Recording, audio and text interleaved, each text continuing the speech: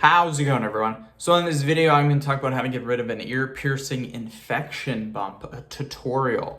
So before I get started, please subscribe to my channel if you haven't already. I do appreciate the support. It helps my channel grow. Please follow me on Instagram, Dillenberg999.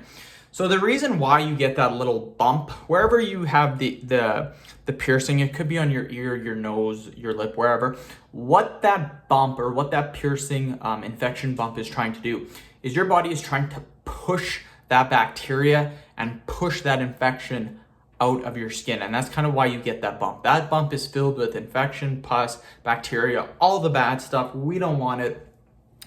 A very, very important thing is do not pop it. Don't pop it. What you want to do is you want to get a warm compress. Get a warm compress, put it on that piercing bump, you guys.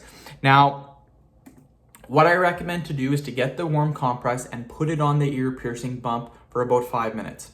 After 5 minutes, look at it. See how it looks. Chances are after 5 minutes, it should have really came down in size. Maybe half the size, maybe completely gone.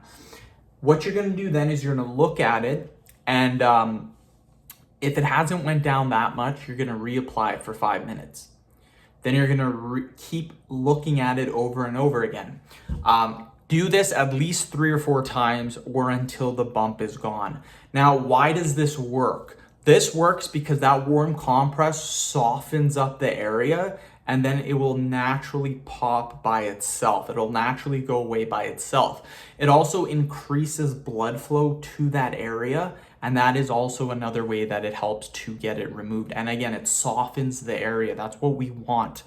So that is the easiest and easiest way to get rid of a piercing bump. It's very, very simple, you guys. Now, if that doesn't work, I recommend going to the doctor, and he'll get rid of it very, very easily. So end the video. Thank you so much for watching.